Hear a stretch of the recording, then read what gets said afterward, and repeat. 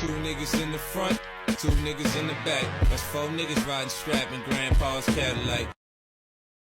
What the hell is up, dude? Welcome to another episode of Early Morning Podcast. Grab you a J, grab you a brew, grab you whatever it is you do. It is 3:04 p.m. April 18th, 2022. Dude, I don't even want to say I'm fired up, but I am kind of, just after seeing that opening clip that we're using. Shout out to all those people. Those people are legends. I've known those people for, I think, over a decade now, or close to. Most of them at least. Maybe not all of them, but most of them. Shout out Rebecca Black for providing us with amazing, beautiful music, for becoming one of the best emo pop stars that looks like Demi Lovato ever. That's fucking beast, dude. But thank you for tuning in, man. Share this video if you'd like the video if you like, dislike it if you'd like, comment on it for the algorithm because it helps, or just don't leave a bad review on iTunes or on Spotify or whatever, or leave a good one. It is up to you. I always say tweet it out, send it to a family member that you despise, and see if this can bring you guys together, or if it just furthers your guys' hatred for each other, just because this is not what you guys should be relating to, which is fine. It's fine. It's Early Morning Podcast. We do what the fuck we want here. And the cast is low-key fired up right now, like firing up, rather. It's not fired up. It's firing. It's getting there. Like the last video I did, or last episode I did, basically about the corniest, lamest, I think I called it a beef then, but it almost doesn't even feel like a beef. Now it feels like LA, instead of is there a LA Housewives show or Housewives of Los Angeles County? That sounds corny and weird, so probably not. Just doesn't sound right, doesn't add up. So it's like an OC Housewives, but of like LA podcasters beef. Like what is that? I don't know. Now that it's like transcended to other podcasts, which is weird because I did that, but now it's like whatever, the Trash Tuesday podcast, and then Schultz's podcast, and then Real Ass podcast with Louis J. Gomez, and then we're talking about it. So it's like, all right, now it's almost played out to even mention it, but whatever, man. I'm sure that's not close to the end. And tomorrow should be fun, as I'm working a taping for one of the T Fat K guys, which will be sick, dude. That'll be really sick. I don't even know what I hope for, but I know it will be exciting. It will be interesting. So I'm looking forward to that. So probably gonna talk about it in a very no, not gonna talk about it, but we'll fucking see. Who fucking knows? But shout out to Callahan, and shout out to my one of my Lyft drivers recently, Arturo. I've been looking forward to talking about Arturo for like 5-6 days now. But yeah, as I was saying real quick before I talk about Arturo, shout out to you if you've been listening, and if you've been sharing, and if you've been on whatever the fuck. I appreciate it. You're a beast. One of my Lyft drivers, Arturo, straight up GTA guy. Straight up should have been playing GTA professionally in some kind of like one of those ALN streams or whatever the fuck, I don't know, LAN streams, whatever it's called. Bro, and as soon as I entered his vehicle, it's like he decided, like he's like, I'm in San Andreas now or whatever. He drove as if it was after midnight and we're going through Laurel Canyon, and he's just fucking waving off people like a cabbie from Midtown, cursing under his breath, and I'm like, what's going on, bro? I'm only going like 10 miles. I'm not going far. I forgot where I was even going. Oh, yeah, okay. I was going down the street to a mic, bro.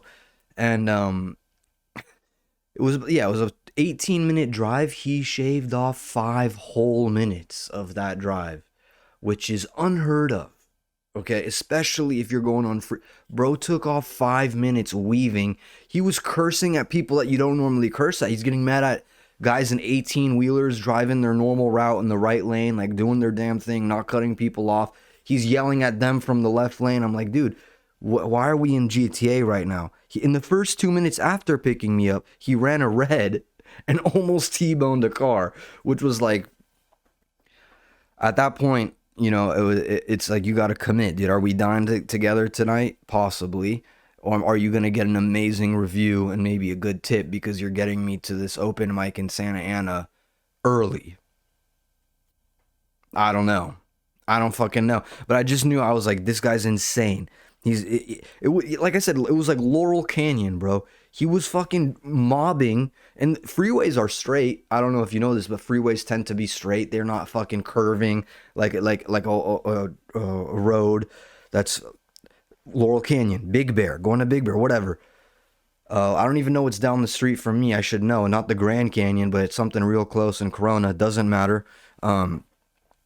This dude is going through traffic as if he's creating turns for himself, which is another sick thing. If you want to be like, yeah, driving for Lyft is sick, or it's boring. As I've been told before, it's super sick. But this guy was like, it's boring. I'm going to create obstacles for myself just to get this kid to an open mic on time. And I was like, dude, he got a tip. He did get a tip just because I talked about him. So shout out to you, Arturo. I should have told you to listen to the next episode of my podcast, but I didn't. It is what it is, man. Maybe I'll ask you for a lift again, maybe not. Maybe you're not even driving for Lyft anymore because you wanted to end your life pretty quickly in a vehicular accident, and maybe you've achieved that. No, I got dark. It's all good, dude. It's all good, dude. But speaking of work, well, I don't know if I did, but I saw one of the trashiest things I've seen in like a long time. Like people, I remember when I was going to Disneyland, yeah, when I was younger. I would have only been like a handful of times. And you see some wild shit at Disneyland. I think it's mostly just because it's insanely expensive and people are just literally going broke by taking their family, like a family of four there. You're spending like a grand. It's like insane. It's really insane. So, yeah, you'll see people that are maybe shouldn't be spending that much money on a vacation, especially one day vacation or not even a day. That's not a vacation. A trip to an amusement park, whatever the fuck. And dude, I remember seeing one time a girl reclean. Dude, this was crazy, dude. And it was outdoors and in public, quote unquote, whatever the fuck. It was in a vicinity where hundreds of people could see because it's an outdoor amusement park. Okay, this woman, bro, she had a stroller and she had her baby, like an infant or whatever. Which I don't know why he's at Disneyland. I'm not gonna recall this. Not gonna remember it. Maybe not even an infant, like a newborn, bro, like 8 months old. Maybe that qualifies it as an infant. Obviously, I'm not a father, have no intentions of being one. She's fucking changing the kid's diaper in the kid's stroller. It had that like pop out. It was like a high grade stroller. It had like a pop out thing where you could lay the kid like flat, make it like a bed. Or maybe that's just part of a stroller and I don't know that again because I'm not a father. Don't plan on it. And she's changing the kid's diaper, and it's like, oh, wow, you could have gone to a restroom, I guess, but maybe one's far away. Who knows? Maybe you couldn't find one. Who knows? Maybe it's an emergency. She straight up scraped the shit out of this kid's diaper and threw it back on the kid, bro. Right in public, right? She scraped it off into a trash can, thank God. She's put it back. Dude, that kid's scarred for life now. He's had feces put back into his body, which is like, dude. Obviously you can't really use restrooms properly anymore. I don't know if it's obvious, but like you, after me seeing that, I was probably like 11 years old, maybe. Like I don't think I was a teenager yet, but at the age where I know better than that. I know that you're not supposed to. I didn't fucking get. I would never shit myself. I don't think at that age. Maybe like before then, and then like 10 years after then. But like I would never be like, oh, let me just throw on that same pair of boxers or briefs that I was wearing, wipe them off, they go right back on me. This is a mother. You know what I'm saying? That's fucking crazy. But anyway, you see crazy trashy shit in big venue or like not venues but big public gatherings because people tend to like act different. You see at fucking Oktoberfest. Speaking, oh man, I wish I had that ready, man. Plug, if you can find this, I'll see if we can find it, bro. Actually, what am I saying? I can't even play it because it would be age restricted and I would get banned or get a strike on the thing. Not gonna happen. You could see this Oktoberfest video. Try to find it. It's basically the shenanigans that gets on only with women at Oktoberfest, where you could see them blowing dudes behind trees on a public street in Germany. You could see them congregate to go urinate in a circle because all of the porta potties are being used. So they kind of try to block each other. Obviously doesn't work because you create a circle and squat together in a fucking plaid dress. People might look, you know what I'm saying? Especially if there's a river of urine flowing out into the street. So I'm just saying, I'm using that as another example of how people can act trashy and like obviously maybe not themselves, but also alcohol partakes in that. Maybe I don't think this woman was drunk at Disneyland. Hope not. At work, at the club, I saw a couple, And I've seen this quite a few times already. Not exactly this scenario, but people really like to get the booths. Okay, you got a booth at work or at my work, and people want to sit there, want to feel important most of the time. Most of the time, it's like a status thing, which of course, man, that's everywhere. You got a status thing on the bus. If you're taking public transportation, the guy that's fucking the big dog, he pays 25 cents extra. The bus driver's like, this is you tonight, my guy. So that's what it is. Dude tried to like haggle with another door guy about the booth, how much he wanted to pay, how much he think he should have been. And door guy was like straight up like, nah, man, you can't do that. Sorry, way too nice. Not way too nice, but the guy's a really nice guy, dude. And just deals with that. And how he did. He was like, no, I'm sorry, you can't. Guy didn't listen to him. I came by. I was like, yo, dude, you can't pay half price for a booth.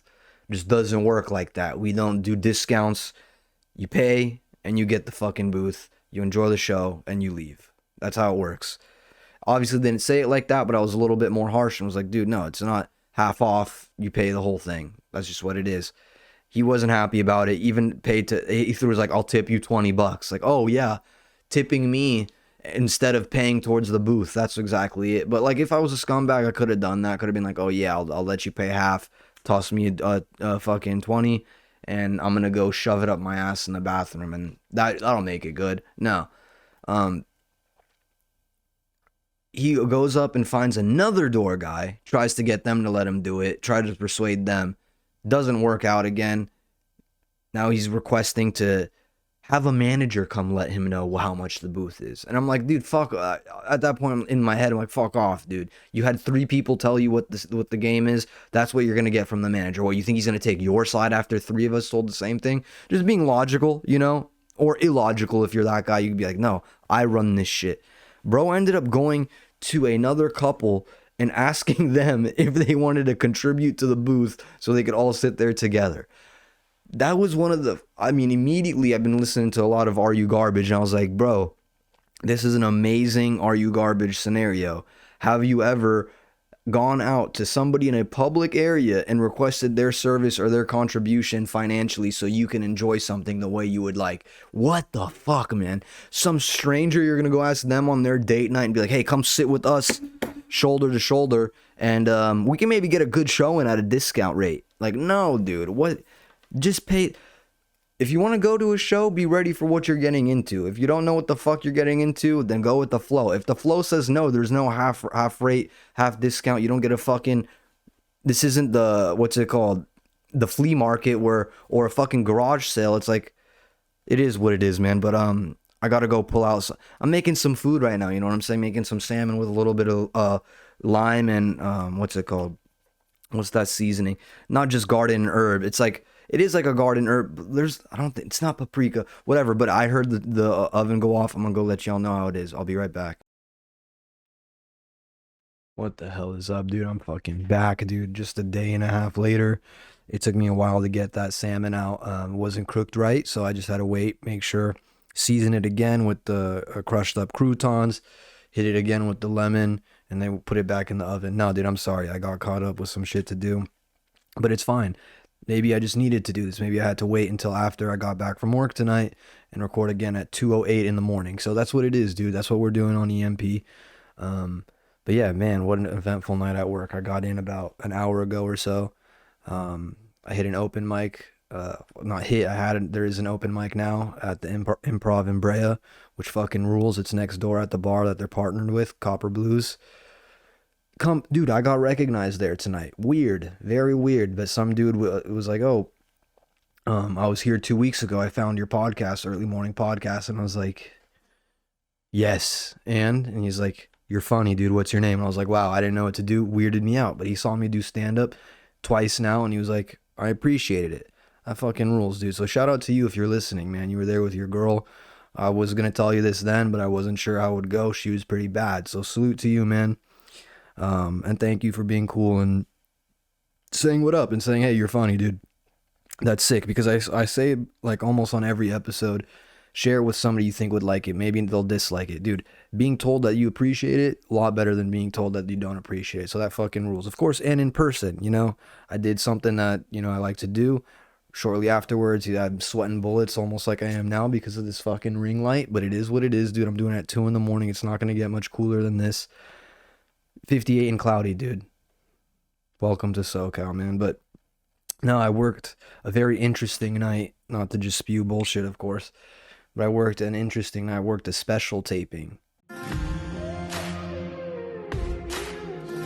on, so are you guys ready for Friday? Are you ready? 3, 4, 3,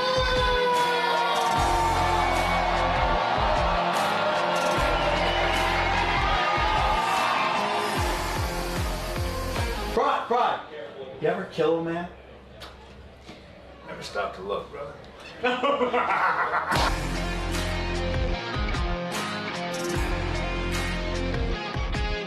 And you could figure out who it is or who it isn't or who it might have been, but goddamn, that was pretty cool. It was pretty sick. It reminded me of being on set of a movie or a TV production, like a small like sitcom or like 4 or 5 camera shoot, multicam, you know what I'm saying?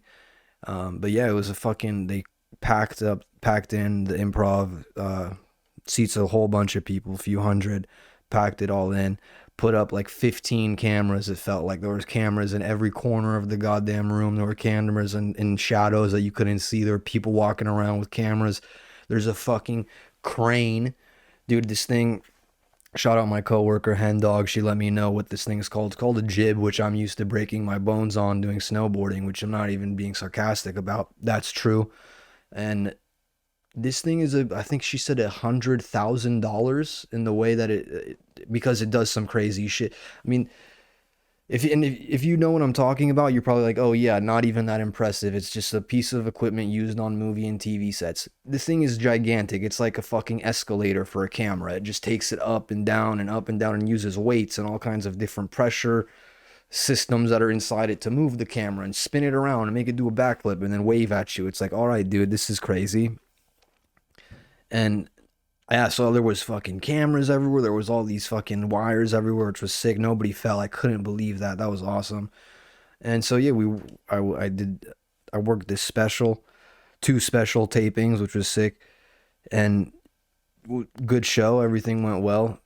One very interesting thing. I was at the comedy store, a couple nights ago in Los Angeles. Me and Johnny were there. We did some open mics. I don't even know if I mentioned that on the earlier recording, but maybe it was the day that I went. Who fucking knows? We were out there, and we're trying to make it like a thing to kind of go out as gay as it sounds, and it's fine. I started this podcast because of comedy purposes. Now that I'm doing stand-up, gonna talk about comedy and stand-up. So I gotta like not feel weird about that. As much as I say, oh, that's gay, this is gay, I'm gay, we're all gay, can't actually be gay. Gotta do what I was trying to do. But yeah, Johnny and I were like, yeah, we should try to be at these clubs, like these bigger clubs, these rooms that we eventually want to play, and try to be on shows in and get eventually become a regular there and then be paid there, all that shit, all the long game future. You got to start somewhere. So we figured, yeah, might as well go to these clubs, talk about trying to get on an open mic, trying to see who's there that we may know, somebody that we can have a connection with, somebody that knows us, or whatever it fucking might be. And yeah, of course, you see those big name comics and stuff, the guys that I work their shows, a couple weeks before in the future. Like, for example, Jeff Ross was there last night, having like drinks with these people right next to us. And he performed at the Improv like a month ago. I worked his show, really great show, awesome dude. And he judges the roast battles that go on. And the other week we were there, one of the comics that I know, shout out Joe, fucking real legend, what a freaking dog of a man right there. He was on the roast battle. So it's like, yeah, there are ways that you can figure something. I don't know. And I talked to okay, this pissed me off. Actually, this was, oh man, it made me feel like actually homosexual. Some lady I'm talking to, some lady that works there, gave me a business card, her business card. I was just having a conversation with her, and then I was like, all right, I'm gonna peace off. Gave me her business card with her TikTok, her Instagram, her name, and like her title as or was it what she didn't have what she actually was doing there. Had all some like creative writer and sound all this random shit.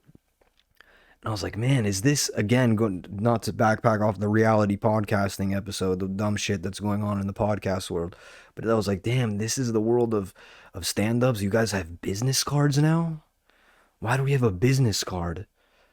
Most people didn't even have phones like when stand-up really got big and like 20, 30 years ago, like not big, but like the glory days, as they say, in the 80s or early 90s, like when clubs that are popular today really made their name and all that. It's like nobody had a phone. That no one was like, hey, bang my cell if you want to catch my next set. No, dude, you give somebody a fucking piece of paper now and you're like, hey, follow me on these social media platforms. Like, oh, dude, I don't know. Maybe I'm hating. Maybe that got good. That's good has come of that. Maybe I'm just being salty and bitter. But I think I'm gonna stick with being salty and bitter on this one. I don't know if I want to be. Especially, I don't even know if she knew I was a comic or not. But like, if she did, that's almost like an in your face. Like I'm. Oh wow, that was so rubbed me the wrong way, man. For sure it did. But at the same time, she told me how to get on an open mic there. So it's like, you take what you get, you know? Like, what am I going to do? I'm going to bitch about her work ethic and then she's going to help me about mine? Nah, it doesn't work like that. And I get it, man. I just, oh man, let me fucking down. I went and told Johnny, I was like, this bitch just gave me a fucking a business card. He was like, and? I was like, God, you fucking would do that too. Like, what are you going to go put paper flyers on people's cars now too? Oh man, whatever. I am coming off as bitter and shit. Good. But the Pasadena comedy is closed now for further till further notice because it's being remodeled, which was super sick because I just got booked on a show there for 2 weeks from now or something. And then that same day that I got booked, sent the flyer, all that lineup. Hey, we're closed for further notice. Construction is starting this week. Yes, dude. Thank you. I love it, man. That's why these shows about like stand-ups and comedy is like actually I think true, where those comics stab each other in the back eventually, and then what they think they're the shit and they deserve this and they deserve that, and the next person sucks dick and they want to jump them. It's like, oh yeah, you actually start to hate each other and hate the people that you're around maybe just because you think they deserve more or you deserve more, or you think they deserve less and you deserve more, and maybe they're not getting what they deserve. I don't fucking know, dude, but small things like, oh, you had a show that was an hour and 20 minutes away and now it got canceled. Some people would be like, yes. And I'm like, no, I got the day off of work. I wanted to go do this set these jokes I've been working on, these new jokes. Did 5 sets this week. 5 sets. Two days, went to 2 open mics. I mean, to 4 open mics, 2 back to back on my days off last night. Or just did one now a few hours ago here in Brea. I checked out one in Orange County, which was sick. I think I maybe mentioned that earlier on this episode. I don't know if I did. No, maybe I didn't. I went to this place called Proof Bar in Santa Ana. Fun little room that you could, like, it was like basically like, I don't know, just some storage room, bro, that they just threw in a bunch of chairs and seats and were like, here, go be funny. It actually turned out pretty good, and I ran into two of those comics were at this open mic in Brea, which was cool. Now I'm going to start seeing these OC cats if I keep going to these OC mics, which I'm going to be forced to do now since, not forced, I always could have done it, just stayed away from it, just didn't really like Orange County comedy scene, I'll be honest, as gay as that sounds, because again, I need to be familiar with every comedy scene, can't be narrowing down where I'm from and be like, nah, I'm just an LA cat, you know me. I don't fuck around in those rooms in the OC. No, of course I will, dude. I don't know. I feel like the real deal Holyfield shit is in LA. It's over the freeway. You got to cross a couple of them, and then you're around real good stand-ups. But again, can't be picky. You got to take what you're given, man. And if I'm given the opportunity to do it here and at this great club in Brea and eventually get booked on a show, hopefully here and work there and on the main stage and all that, what am I going to complain about, bro? Nothing. Nothing. And then I'm going to have my goddamn special taping there. I was talking to Johnny. I'm going to have a special taping there. It's going to be 8 minutes, 8 to 12 minutes, not 10, 12 minutes maybe. 8 to 12 minute special taping in Brea, California at the Improv. And there's going to be multiple of those jib crane camera situations. We're going to maybe put a photo in it here.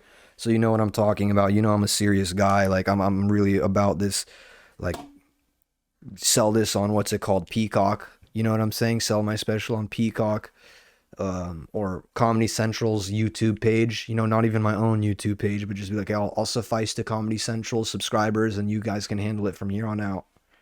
No, never. I would never do that, but I would like to do something there at the Brea Improv. I mean, as cool as the job has been so far and as cool of a club it is, that would be sick to have my own footage of my stand-up there. So that's obviously something that's going to happen. I feel like this is a low energy podcast. I really hope it's not.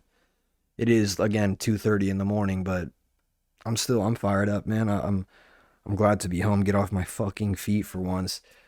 And I'm actually really excited to see what's going to happen in the next couple weeks regarding specials, because so many of them came out, bro. So many have come out. Mike Cannon just dropped one. Chris DeStefano's came out a few weeks ago. Joe Lists came out a couple days ago. I feel like I'm missing. Anthony DeVito is coming out with one in like a week or two. Giannis Pappas just dropped one. It's like, what the fuck's going on? Is it Special Mania or whatever? Not WrestleMania? I don't know what it is, dude. Like, who knows, man? Maybe and it's probably not even done, because I thought people are gonna wait till summer. I guess it's like pre-summer right now. Is the time to drop your stand-up? Like, I thought the weather is just now getting good, and that's when people want to go do other shit, not vice versa. Now you want to keep them cooped up inside for an hour to watch shit on their TV. Like, at least wait till June gloom, my guy. I thought that's what we're doing here, but what the fuck do I know? I don't have an agent. I don't have a manager. I have a producer plug. He's the man. And again, if you can tell, plug, I mean, this is good, man. I'm sweating, because of the ring light. So that means it's doing its job. It's creating, a heat source to come up through the camera. So as you can see with proof right here. Oh, I didn't even get to talk about that. I didn't even say what happened with Sam Tripoli, dude. That's great. I was talking about the special. We'll end it on this. What's great about working at a comedy club, man, and I mean by working, not just going to do stand-up and leaving, I mean like working the door and stuff, is you can see life go from the most calm, happy, smiley situation to the most chaotic, rageful, and violent situation. Not to say that happens a lot, but it certainly can happen. You can see somebody go from happy-go-lucky to I'm fired the fuck up, give me something to throw at this bitch. Like, you can easily see stuff like that. And a lot of it has to do, of course, with alcohol. I mean, drugs and alcohol. People come in there fucked up, or people come in there to get fucked up, and like, that's just what it is. It's what entertainment is, man.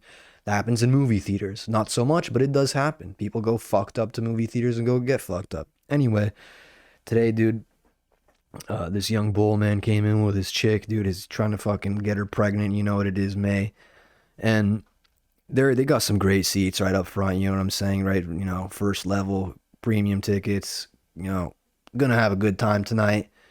Bro gets up probably right as the show starts, not even 5 minutes in, and is bouncing off this hallway. He's fucking a pinball in the dark, going past $18,000 camera setups. It's just magical, actually. Like, you're just watching this man that is just so enveloped in alcohol, and he is just dancing with his life and with other people's future, with their work, with their possessions. It's amazing. It really was. It was beautiful. And I'm just I'm following him. You're like, oh, dude, this guy's on some shit right now. Let's see what he's gonna be up to, dude. Make sure he gets out here safely, doesn't start anything. He does get out safely, and of course, somebody that's a higher up there notices what's going on and is like, oh, this guy's very intoxicated. Let him know that, you're fucked up. And I don't even think he did. I think the homie just went up and let him know. I was like, yo, I'm fucked up, dude. Can you tell? And he's like, yeah, I can tell. You're plastered, man. He's like, yeah, but I'm good, right? And he's like, you're good. kind of asking him and also kind of reaffirming it, which was sick. Very, very smart from my dog right there to just like, let me get inside this guy's head. Let me see what he thinks is he good or he is good, you know? The homie is like, I'm good. Goes, dumps his pants or whatever, shits himself, pisses, I don't know. Didn't throw up, which is the only thing. I made sure he didn't go act a fool in the bathroom, didn't go hurt himself or make a mess. All good. As he's exiting, my higher up, the person above me, lets him know. He's like, yo, by the way, you were in the very front. You can't go there now, because if you do go there, you're going to pass all this shit. You're going to maybe be in a shot and you're fucked up. And we don't want to risk you fucking up this man's special because you're in the front and you're going to do some crazy shit, whether it might be falling, whether it may be just yelling out, or who the fuck knows, man. Just bad shit. Like I said, chaos can happen at any moment, which fucking rules. Okay. That's fucking awesome. And he tells him, look, I could have you come in. We're not going to kick you out, but you got to stay in the back. You gotta stay in the back, far back. We'll even put you in a booth, a premium booth or whatever the fuck. Just leave people alone and shut up and don't be an idiot. Obviously not like that, but that being the premise. And the dude got it. He's like, I get it. After like 5 minutes of explaining to him, he kept saying, my girl, dude, my girl's up there, my girl. And he's like, well, don't worry about your girl. You chose to come here now. Your girl's fine. She'll enjoy the show. We see him, dude, in this booth. Very fucked up guy. The crowds at this special, they weren't big booze hounds. They were there to have a good time, which is good, convenient, honestly. About 20 minutes later, it's crazy how life works, you know what I'm saying? It's just beautiful timing, beautiful what I was up to. I'm standing against said hallway that bro was ricocheting around like a bowling pin or whatever, pinball, and he's kind of like slouched over like this, okay? And I can only see half of his face kind of like this, but he's slouching, and then all of a sudden his body just collapses. It just goes down, and he just falls down, and he sprays out a phone. Is what it looked like. It's like he seminated a phone. It just came out of him somewhere. And I walked over to him, I'm like, yo, maybe you need to go outside or get some air, maybe. As soon as I get close, within 4 or 5 feet, I smell a very violent, pungent odor. And I was like, this is what I think it is, huh? Dude sprayed yak he threw up all over his top and his pants, a little bit on the seat and a little bit on the floor. Bro mostly covered himself in throw up. He just doused it himself, bro. And it was a very foul smell, man. It was so shitty, man. I haven't smelled throw up in a while, man. Like, oh, it's so gross. Just that acid in your stomach, bro. Just fucking yes, dude. Fill the air, dude. Let these other people know that you're fucked up, dude. And he nearly fell into the throw up, which was honestly sick as hell too, just because he's very drunk. And I was like, all right, dude, it's time for you to go. Like, get outside. I'm trying to be cool because it's almost. I know I thought about it later. It's like if somebody tells him, or if he had a camera, a third eye perspective on him, the shame and embarrassment this man will feel is close to none, because he embarrassed himself in front of a room of hundreds of people. And there are some bad women in there. There's some fucking nice, pretty women. You know what I'm saying? There's some people with fame. There's some people with money in there. If that doesn't matter to you, by all means, it shouldn't. I get it. Most people, they pay attention to that shit, you know, and it gets under their skin if they make the fool of themselves. I don't know. He fucked up, dude. And so I picked him up, dude. I'm holding him by his shirt. He's a taller kid, dude, taller than me. I'm fucking 5'2", dude, so I'm Joe Rogan's height, basically, dude, you know what I mean? I got the leg kick to prove it, all right? Or spinning wheel backwards kick, you know?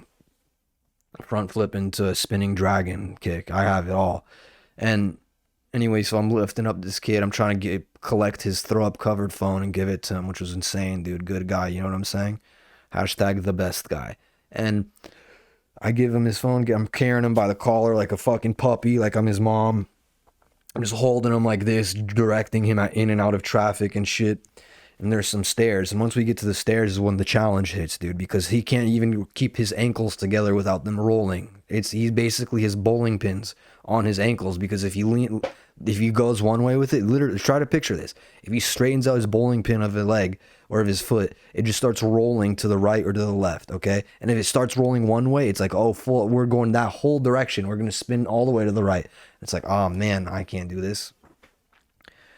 We're 1.5 steps in, and Sam Tripoli comes and goes to grab him on his throw up covered shoulder. And I put my hand out, and then right as I do that is when Sam sees his fucking body covered in yak. And at that moment I was like, okay, he's gonna walk away and be like, oh, I'm not dealing with this. This is this fucking door guy situation. Don't know Sam. I've never seen his stand-up other than, I think, clips of it or whatever. Always thought he was a kind of crazy, weird guy, but also a smart guy. So he rubs me as like a crazy dude that's intelligent, which there's a bunch of those guys, you know, a bunch of crazy dudes that are like, I've read some books though. So, but whatever, he comes up and I'm like, he still grabs him. He's still helping him up by like the 2% clean parts of his shirt and is like helping me. And right before I could even turn to say thank you when we get him to the lobby area, he's gone. But I was like, I appreciate it. I was like, thank you, dude. You didn't have to help some random door guy that's not even getting help from any of the other door staff. Thank you for fucking helping me get this man covered in his own vomit to a edge of a curb where he will fall into and then proceed to throw up on himself several more times in that night and never get to see Brian Callen's special taping that he went and paid good money for. You'll have to wait until it comes out on whatever platform or service it comes out on. I thought that was pretty cool, man. If you enjoyed this episode, please leave a like, leave a comment, or leave a dislike, leave a shitty comment, roast me, tell me I'm a sweaty asshole.